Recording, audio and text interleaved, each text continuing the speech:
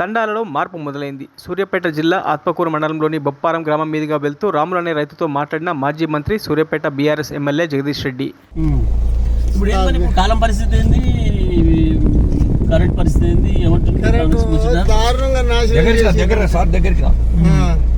నీళ్ళన్నీ మొత్తం యాడి గుడ్లు మేస్తున్నాయి, గోధుమ వేస్తున్నాయి, ఇక నాశనం చేస్తుర్రు. ఇంకేముంది ఏమంటారు జనం, ఏమంటారు మరి జనం ఏమంటారు, అడ్డమైన కూతలు కూస్తారు, తిడతారు. అయిందా, మొదలైందా?